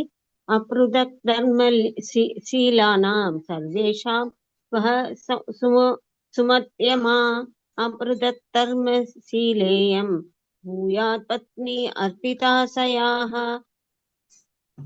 அப்ருதத் வேறுபாடுகள் ஏதுமின்றி தர்மம் சீலானாம் அவர்கள் நடத்தை சர்வேஷாம் எல்லாரும் உங்களின் சத்தியமா மத்தியமா மெல்லிடை கொண்ட பெண் அப்ருதக் வேறுபாடுகளின்றி தர்மம் ஷீல நன்கு பழகும் இயம் இந்த பூயாத் அவள் ஆனால் பத்தினி மனைவி அர்ப்பித ஆசையா முற்றிலும் சரணடைதல். மொழிபெயர்ப்பு பை ஸ்ரீல பிரபுபாதா கி ஜெய். நீங்கள் சகோதரர்கள் அனைவரும் ஒரே உடையவர்கள். காரணம், நீங்கள் பக்தர்கள் என்பது உங்கள் தந்தை சொற்படி நடக்கும் மைந்தர்களும் ஆவீர். அதுபோல அப்பெண்ணும் அதே தன்மை உடையவள் என்பதோடு உங்கள் அனைவருக்கும் தன்னையே அர்ப்பணிப்பளவும் ஆவாள். ஆகையினால் பிராசீன பர்கியின் புதல்வரான நீங்களும் அப்பெண்ணும் ஒரே கொள்கை உடையவர்களாதலின் சமநிலையில் இருக்கிறீர்கள். ஹரே கிருஷ்ணா மாதாஜி. பொருளுரை. வேத நெறிகளின்படி கணவன் கணவன் பல மனைவியர்களை கொண்டிருந்தாலும் மனைவி அப்படி கணவர்களை அடைதல் கூடாது. ஆயினும் விதிவிலக்காக ஒரு பெண் ஒரு கணவனுக்கு மேல் பல கணவர்களை உடையவளாக இருந்த நிகழ்ச்சிகளும் இங்கே காணப்படுகின்றன. திரௌபதி பாண்டவர்கள் 5 மனம் புரிந்து கொண்டாள். அதுபோல் முழுமுதற் கடவுள் பிராச்சீன பர்கியின் மைந்தர்கள் அனைவரும் கண்டு முனிவரின் பிரம்லோச்சாவிற்கும் பிறந்த ஒரு பெண்ணை மணந்து கொள்ள வேண்டும் என்று அவர்களுக்கு கட்டளையிடப்பட்டது. ஒரு பெண் தன் கணவர்கள் அனைவரையும் சமமாக நடத்தும் திறனுடையலாக இருக்கும் போது சில குறிப்பிட்ட நிகழ்ச்சியில் அவள் ஒருவனுக்கு மேல் பலரை மணந்து கொள்ள அனுமதிக்கப்படுகிறார். பொதுவாக ஒரு பெண்ணுக்கு இது சாத்தியமன்று. சிறந்த தகுதியுடைய ஒரு பெண்ணே ஒரு கணவனுக்கு மேல் பலரை மணப்பதற்கு அனுமதிக்கப்படுகிறாள். இக்கலியுலகத்தில் எல்லோரிடத்தும் சரிசமமாக நடந்து கொள்ளும் ஒரு பெண்ணை காண்பது மிகவும் அரிது. சாஸ்திரங்களை பொறுத்தவரை கௌ பஞ்ச விபர் ஜெயேத். இக்காலத்தில் ஒரு பெண் தன் கணவருடன் பிறந்த சகோதரர்களை மனம் செய்ய அனுமதிக்கப்படுவதில்லை. இம்முறை இப்போதும் கூட இந்தியாவின் மலை பிரதேசங்களில் கடைபிடிக்கப்படுகின்றது. பகவான் அப்ருதக் தர்ம சீலேயம் பூயாத் பத்னி அர்ப்பிதாசாயா என்று கூறுகிறார். பகவானின் ஆசி இருந்தால் அனைத்தும் சாத்தியமாகும். பகவான் அப்பெண் அனைத்து சகோதரிடமும் சமமாக சரணடைய வேண்டும் என்று அவளை ஆசீர்வதித்தார். அப்ருதக் தர்ம என்ற பொருளாகும். இது பகவத்கீதையிலும் உபதேசப்பட்டிருக்கிறது. பகவத்கீதை 3 முக்கிய பகுதிகளாக கர்மயோகம், ஞான யோகம் மற்றும் பக்தி யோகம் என்று பிரிக்கப்பட்டிருக்கிறது. யோகம் என்னும் வார்த்தைக்கு முழுமுதற் கடவுளின் சார்பாக செயல்படுதல் என்று பொருளாகும். பகவத்கீதையில் 3.9 உறுதி செய்யப்படுகிறது. யஞார்த்தாத் கர்மணோ அந்யத்ர லோகோ அயம் கர்ம பந்தனஹ தத்ததர்த்தம் கர்ம கௌந்தேய முக்த சங்க சமாசர. விஷ்ணுவிற்காக செயல்படும் வேள்விகளைத் தவிர மற்ற தொழில்களில் இந்த உலகில் ஒருவனை பிணைத்துவிடும். ஆகையினால் குந்தி பைந்தனே, அவருடைய திருப்தியின் பொருட்டு உனது கடமையை செய்வாயாக. இதன் மூலம் நீ பற்றற்றவனாகவும் கட்டுகளில் இருந்து விடுதலை பெற்றவனாகவும் எப்போதும் இருப்பாய். ஒருவன் எங்க புருஷனான முழுமுதற் கடவுளை திருப்திப்படுத்தும் பொருட்டு அவனது சுயமான தொழில் தர்மங்களின்படி செயல்படலாம். இதுவே அப்ருதக் தர்மம் எனப்படுகிறது. உடலில் உள்ள பல்வேறு பாகங்கள் பல்வேறு வழியில் செயல்படலாம். ஆயினும் அவற்றின் இறுதி நோக்கம் உடலை பாதுகாப்பதாகவே இருக்கும். அதுபோல் நாம் முழுமுதற் கடவுளை திருப்திப்படுத்தும் நோக்கத்தில் உழைத்தோம் என்றால் நாம் அனைவரும் திருப்திப்படுத்துகிறவர்களாக ஆவோம். நாம் பிரதேசர்களின் அடிச்சுவடை பின்பற்ற வேண்டும். அவர்களது ஒரே லட்சியம் பரமபுருஷ பகவானை திருப்திப்படுத்துவதாகவே இருந்தது. இதுவே அப்ருதக் தர்மம் எனப்படும். பகவத்கீதையில் 18.66 சர்வ தர்மான் பரித்யஜ்ய மாம் ஏகம் சரணம் பிரஜ, அதாவது தர்மம் அனைத்தையும் தள்ளிவிடு, சரணம் என நீ அடைந்து விடு என்று குறிப்பிடப்படுகிறது. இதுவே பகவான் கிருஷ்ணரின் அறிவுரையாகும். நம்ம லட்சியம் பகவானின் திருப்திக்காக கிருஷ்ண உணர்வில் செயல்படுவதாகவே இருத்தல் வேண்டும். இதுவே ஒன்றாக இணைதல் அல்லது அப்ருதக் தர்மம் ஆகும். ஹரே கிருஷ்ணா மாதாஜி. ஹரே கிருஷ்ணா மாதாஜி. எஸ் பத்மா மாதாஜி, அடுத்த ஸ்லோகம். திவ்ய வருஷ சஹஸ்ராணாம் சஹஸ்ரம் அஜ அஹதௌஜசஹ பௌமான் போக்ஷயதஹ போகான் வை திவ்யாம் ஷானுக்ரஹான் மம. ஹரே கிருஷ்ண மாதாஜி. பதம் 17. திவ்ய வருஷ சகஸ்ராணாம் சகஸ்ரம் அகதௌஜசஹ பௌமான் போஷ்யத போகான் வை திவ்யாம் சானுகிரகான் மம. திவ்ய சொர்க்கலோகங்களின் வருஷ வருடங்கள் சகஸ்ராணாம் ஆயிரக்கணக்கில், சகஸ்ரம் 1000, அகத தோல்வியின்றி, ஒஜச உங்கள் அதிகாரம், பௌமான் இவ்வுலகில், போஷ்யத்தே நீங்கள் அனுபவிப்பீர், போகான் இன்பங்கள், வகை வை உறுதியாக, திவ்யான் சொர்க்கலோகத்தின், ச மேலும், அனுகிரகாத் கருணையினால், மம எனது மொழிபெயர்ப்பு. பிரசேதார்கள் அனைவரையும் ஆசீர்வதித்து பகவான் கூறுகிறார், அன்பார்ந்த இளவரசர்களே, எனது கருணையினால் நீங்கள் இவ்வுலகில் மட்டுமல்லாது சொர்க்கலோகத்தில் உள்ள அனைத்து வசதிகளையும் அனுபவித்து மகிழ்வீராக. உண்மையில் இவ்வின்பங்கள் அனைத்தையும் நீங்கள் எந்தவித தடையுமின்றி 10 லட்சம் தேவ வருடங்கள் வரை அனுபவிப்பதாக. பிரசேதார்களும் இறைவனால் குறிப்பிடப்பட்டிருக்கும் ஆயுட்காலமானது தேவலோகத்தின் கால அளவின்படி கணக்கிடப்பட்டுள்ளது. பூமியில் நமது 6 மாதங்கள் தேவலோகத்தில் 12 மணிகளாகும். தேவ உலகின் கணக்கின்படி 10 லட்சம் வருடங்கள் பிரசேதார்கள் உலக வளங்களை அனுபவித்து மகிழ அனுமதிக்கப்பட்டனர். இவர்களின் ஆயுள் மிக நீண்டதாக இருந்த போதிலும் அதற்குரிய உடல் வலிமையும் பிரசேதார்களுக்கு பகவானின் கருணையினால் அளிக்கப்பட்டது. உலகில் ஒருவன் நீண்ட நாட்கள் வாழ விரும்பினால் முதுமையின் துன்பங்கள், தளர்ச்சி போன்ற பல்வேறு கஷ்டங்களை அவன் அனுபவிக்க வேண்டியிருக்கிறது. ஆயினும் பிரசேதார்கள் பொருள் வசதிகளை மகிழ்ந்து அனுபவத்திற்குரிய முழு உடல் வலிமையும் அளிக்கப்பட்டனர். பிரசேதார்களுக்கு இச்சிறப்பு அளிக்கப்பட்டதனாலேயே அவர்களால் தொடர்ந்து முழு பக்தி தொண்டு செய்ய இயன்றது. இதனை பின்வரும் ஸ்லோகம் விளக்குகிறது. ஹரே கிருஷ்ண மாதாஜி. தேங்க்யூ. நான் இதோட இன்னைக்கு நிறுத்துறேன். வினித கேசி மாதாஜி நாளைக்கு வாசிங்க. ஹரே கிருஷ்ண. माताजी, थैंक यू माताजी. अपृदत् धर्मशीलानां सर्वेषां भासु मध्यमा अपृदत् धर्मशीलेयं भूयात् पत्नी अर्बिदासया. இப்போ பகவானும் பேசுறார், இந்த வரத்தை கொடுத்துட்டு போறார். நீங்கள் சகோதரர்கள் அனைவரும் ஒரே இயற்கை. ஏன்னா 10 பேருமே தந்தையுடைய வார்த்தையை மிச்சம் எதுவுமே அதே மாதிரி சிவபெருமான் சொல்லி கொடுத்த ருத்ரகீதத்தையுமே அவங்க அதே மாதிரிதான் அவங்க பின்பற்றினார்கள் இல்லையா. சோ ஒத்த மனதோட அந்த அளவுக்கு ஒற்றுமையா அவங்க, அதான் ஒரே இயற்கை அப்படின்னு சொல்லப்பட்டிருக்குது இந்த இடத்துல. பக்தர்கள் என்பதோடு உங்கள் தந்தை சொற்படி நடக்கும் மைந்தர்கள் ஆவீர். அது போல அப்பெண்ணும் அதே தன்மை உடையவள் என்பதோடு அப்படின்னா, இப்போ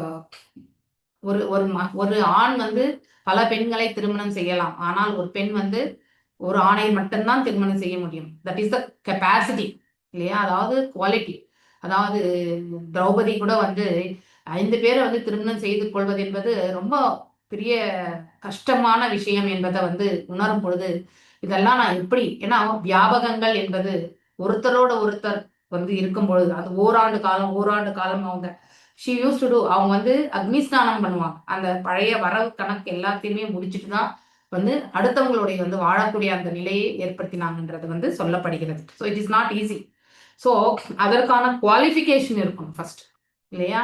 அப்படின்னா அவங்க எந்த அளவுக்கு உடல் தளம் இல்லாமல் ஆன்மீக தளத்தில் இருந்திருப்பாங்க அப்படிங்கிறத நாம நோக்க வேண்டும். அதை நாம தவறான கண்ணோட்டத்துல நோக்கக்கூடாது இல்லையா. இன்றைக்கு கூட திரௌபதி அம்மன் தீ மிதிக்கிறது என்பது நடக்கக்கூடிய ஒன்றுதான். எங்க ஊர்ல குடியாத்தத்துல இந்த நெல்லூர்பேட்டை அங்க திரௌபதி அம்மனுக்கு இந்த ஆடி மாசம் வரும்பொழுது தீமிதி விழா என்று பண்ணுவாங்க. ஸோ தட் இஸ் த இது என்னது, அந்த அம்மன் அம்பாளாவே அவங்க வரிச்சு செய்வாங்க. So that's the value or மதிப்பு நம்ம திரௌபதி அவங்களுக்கு கொடுக்கக்கூடிய தன்மை, த குவாலிட்டி ஆஃப் திரௌபதி. எல்லாருக்குமே அந்த கெப்பாசிட்டி கிடையாது. ஓகே, சில பெண்களுக்கு மட்டும் இந்த ஒரு இது சாஸ்திரங்கள்ல வழங்கப்பட்டிருக்குன்னா அந்த கேரக்டரிஸ்டிக்ஸ் அவங்களுக்கு அவங்களால அந்த கெப்பாசிட்டி உண்டு. ஏன்னா அவங்க நார்மலான ஒரு ஆத்ம தளத்துல இருந்து உடல் தளத்திலிருந்து அவங்க செயல்படுவது கிடையாது. உடல் தளம் என்பதுதான் கீழான இயல்புகள் அதை வந்து நம்ம புரிஞ்சுக்கணும் இல்லையா? ஆன்ம தளத்துல இருக்கும்போது எல்லாமே உயர்வான எண்ண ஓட்டங்கள் என்பதை நாம தெரிஞ்சுக்கணும். அந்த தளத்துல இருந்து அந்த பெண்ணை நாம நோக்க வேண்டும். அந்த கெப்பாசிட்டி நமக்கு அந்த இடத்துல வரும். நம்ம எப்பவுமே உடல் தளத்திலிருந்து தான் நம்ம செயல்படுறோம். அதனாலதான் நமக்கு ஒரு பெண்ணுக்கு ஒரு ஆண் என்பதை மட்டும்தான் வந்து கொண்டு வந்த இது. அது போல் அப்பெண்ணும் அதே தன்மை உடையவள் என்பதோடு உங்கள் அனைவருக்கும் தன்னையே அர்ப்பணிப்பவளும் ஆவாள். ஆகையினால் பிராச்சீன பர்கியின் புதல்வர்களான நீங்களும் அப்பெண்ணை ஒரே கொள்கை உடையவர்களாதனில் சமநிலையில் இருக்கிறீர்கள். ஒத்த கருத்து, ஒத்த மனப்பான்மை அப்படிங்கிறத வந்து இங்க வந்து பகவான் வந்து அவங்களுக்கு எடுத்துரைக்கிறார். வேத நெறிகள் பிரகாரம் கணவன் பல மனைவியரை முடியும். ஆனால் பெண்ணுக்கு அப்படி கிடையாது. மனைவி அப்படி கணவர்களை அடைதல் கூடாது. ஆயினும் விதிவிலக்காக ஒரு பெண் ஒரு கணவனுக்கு மேல் பல கணவர்களை உடையவளாக இருந்த நிகழ்ச்சிகளும் இங்கே காணப்படுகிறது இல்லையா? திரௌபதி பாண்டவர்கள் ஐவரை மனம் புரிந்து கொண்டார். அது போல முழுமுதற் கடவுள் பிராச்சீனபரியின் மைந்தர்கள் அனைவரும் கண்டு முனிவருக்கும் பிரேமலேச்சாவிற்கும் பிறந்த ஒரு பெண்ணை மணந்து கொள்ளும்படி வேண்டும் என்று அவர்களுக்கு கட்டளையிடப்பட்டிருக்கிறது. It is as per the will of the Lord. Okay, so will of the Lordல போகும்பொழுது நம்ம எதுவுமே நம்ம தர்ம நெறி பிரகாரம் நம்முடைய தளத்துல இருந்து அதை வந்து கரெக்டா ரைட்டான்றது, அதை ரைட்டா தப்பான்றதை யோசிக்க கூடாது. இறைவனுடைய பக்குவத்திற்கேற்றவாறு அதை நாம வந்து உணர முயற்சிக்கணும். அனைத்துமே ஒரு காரணம். இப்போ இதே ஒரு கருத்தை நாம் எடுத்துக்கும் பொழுது பிரம்மர் வந்து 2ஆம் சிருஷ்டி படைக்கப்படும் பொழுது இப்ப அவங்களுக்கு நிறைய, அதாவது 4 குமாரர்கள், இப்படி மகாஜனங்கள் எல்லாத்தையுமே வந்து படைக்கிறார் இல்லையா? சோ அங்கே சுயம்பு முனிவும் அவருடைய அந்த பெண்ணுடைய பெயர் எனக்கு ஞாபகம் இல்லை டக்குன்னு, அவர்கள் இருவருமே படைக்கிறார் இல்லையா? ஆனா அவங்க இருவருமே திருமணம் செய்து கொள்ளப்படுகிறார்கள். சோ அந்த மாதிரி ஒரு இதுல லீனேஜ்ல தான் இதெல்லாமே வருதுன்றத நம்ம படிக்கிறோம். சோ அப்போ நீங்க ஒரே ஒரு தந்தையிடத்திலிருந்து பிறந்தவங்களுக்கு என்ன நினைப்பாங்க, அதாவது தங்கை, அண்ணன் தங்கை என்ற உறவு முறை தான் நம்ம எடுத்துட்டு போவோம். ஆனா படைத்தல் என்னக்கூடிய அந்த ஒரு கோணத்துல இருந்து நோக்கும் பொழுது அது வந்து ஒரு டிஃப்ரெண்ட் லெவலா நம்ம எடுத்துக்க முயற்சி பண்ணணும். ஓகே, அதை அவ்வாறே புரிந்து கொள்றதுக்கு முயற்சி பண்ணணும். நம்முடைய தளத்துக்கு அதை இறக்கி வச்சுட்டு நாம அதை புரிஞ்சுக்க முயற்சி பண்ண கூடாது. அது மிக தவறான ஒரு நிலையாகிவிடும்.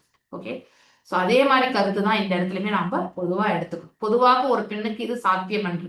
சிறந்த தகுதியுடைய ஒரு பெண்ணே ஒரு கணவனுக்கு மேல் பலரை மணப்பதற்கு அனுமதிக்கப்படுகிறார். இந்த லைன் வந்து நம்ம மைண்ட்ல வச்சுக்கணும். இந்த குவாலிஃபிகேஷன் இல்லையா? தகுதி என்பதை வந்து குவாலிஃபிகேஷன்.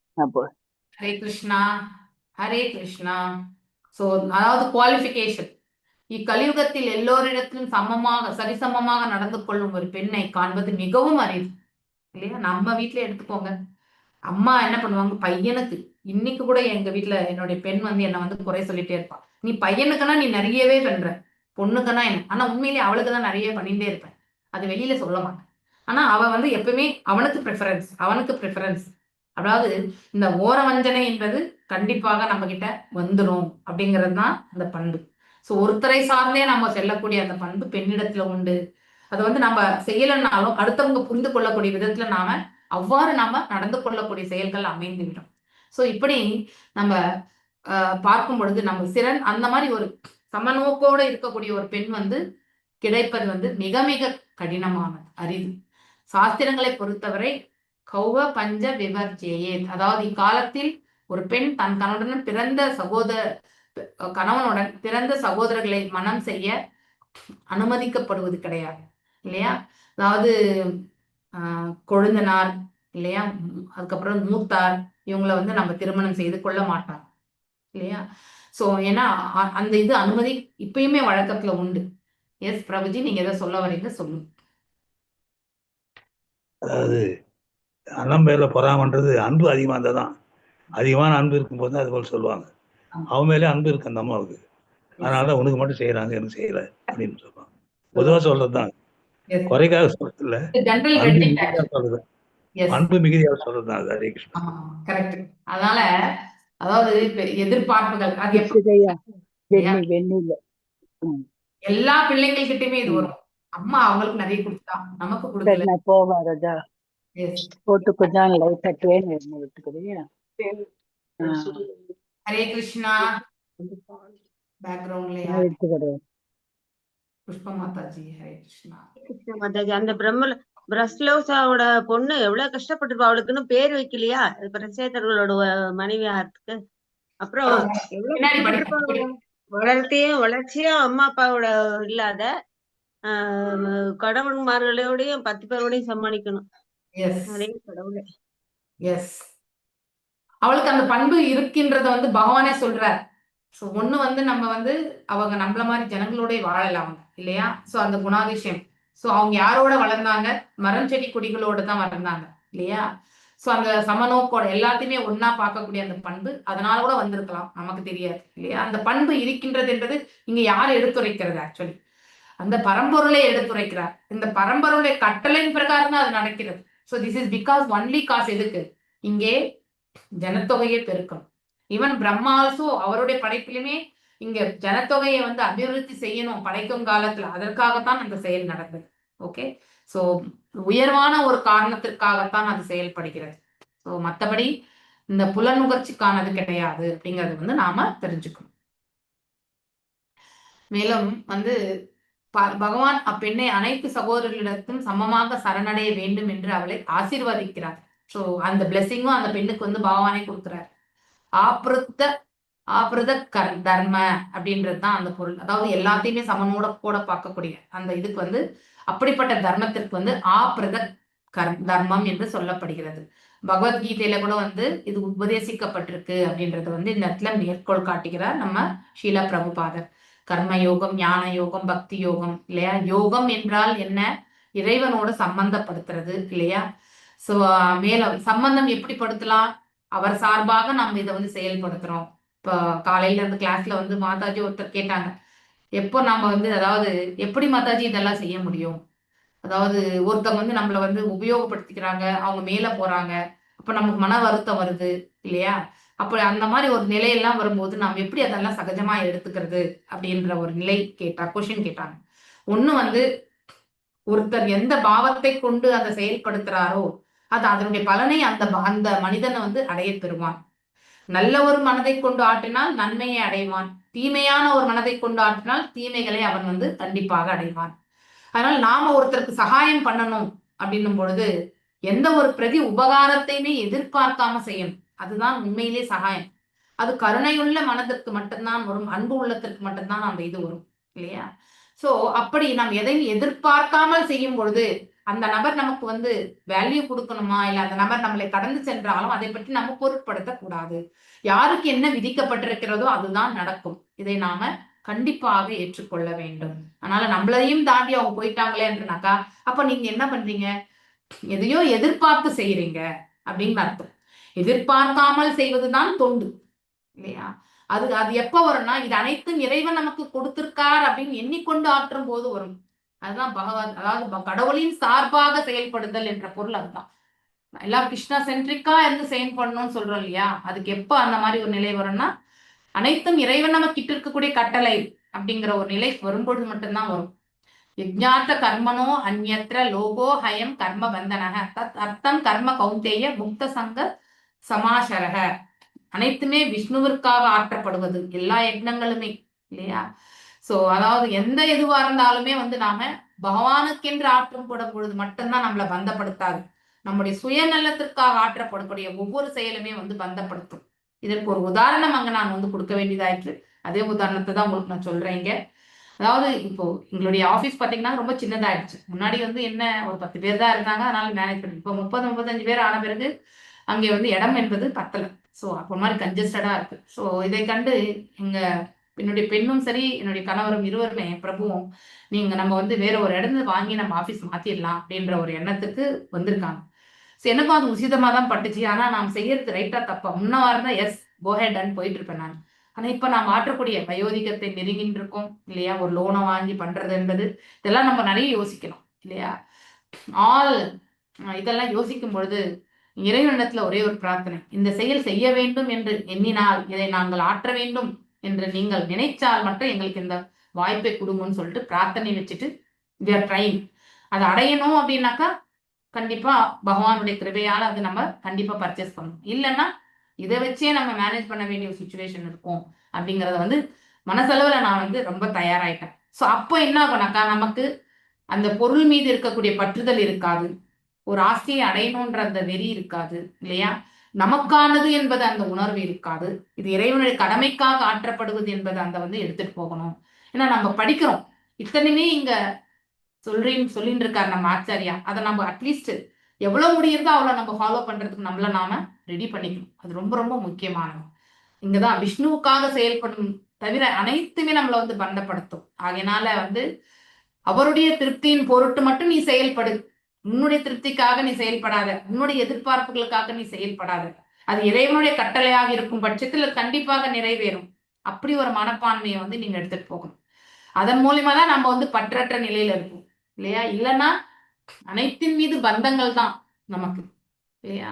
யக்ன புருஷரான முழுமுதல் கடவுளை திருப்திப்படுத்துவது பொருட்டு அதன் சுயமான தொழில் தர்மங்கள் படி செயல்படலாம். அதுவே அப்ரத கர்ம. அதே அந்த பெண் கூட இது இறைவனுடைய கட்டளை, இவர்களை நாம் திருமணம் செய்து கொள்ளணும், இந்த பிரபஞ்சத்துல அதாவது உயிர்வாழிகளை அபிவிருத்தி செய்யணும், அந்த ஒரு நோக்கத்திற்காக தான் பகவான் இதை கொடுத்தார் இல்லையா? அதை நாம செயல்படுத்தணும்ன்ற அந்த ஒரு கட்டளை பிரகாரம் இருவருமே, ஆணும் சரி பெண்ணும் சரி, செயல்பட வேண்டும். அப்போ அந்த இடத்துல கர்ம பந்தனம் என்பது கிடையாது. ஆனா அந்த அளவுக்கு பக்குவத்தை அடையிறது எல்லாராலுமே அடையக்கூடிய ஒரு சாத்தியமான செயல் கிடையாது. ஆயினும் அவற்றின் இறுதி நோக்கம் உடலை பாதுகாப்புக்காகவே இருக்கும். அது போல நாம் முழுமுதல் கடவுளை திருப்திப்படுத்தும் நோக்கத்தில் உழைத்தோம் என்றால் நாம் அனைவரையும் திருப்திப்படுத்துபவர்களாக ஆகும். நம்முடைய இதுக்காக செயல்படும் போது நம்ம உடல் திருப்திக்கு தான் நாம் செயல்படும். ஆனா இறைவன் திருப்திக்கு என்னும் போது எல்லா ஜீவன்களுமே அது திருப்தி கொள்ளும். ஏன்னா that is the higher caste அப்படிங்கறத நாம தெரிஞ்சுக்கணும். உயர்வான ஒரு லட்சியம், அதுதான் அப்ரத தர்மம் என்று சொல்லப்படுது. அது எவ்வாறு செயல்பட முடியும்? சர்வ தர்மான் பரித்யஜ்ஞம் மாம் ஏகம் சரணம் பிரஜா இல்லையா? அகம் சர்வ பாப்பியேபி மோக்ஷயாமி மா சூச்சக. உன்னை எல்லா பாவ விளையத்திலிருந்து விடுவிக்கின்றேன், பயப்படாதே அர்ஜுனான்னு சொல்லிட்டு பகவான் அர்ஜுனனுக்கு மட்டும் சொல்லல, நமக்கும் சொல்லிக்கிறார் இல்லையா?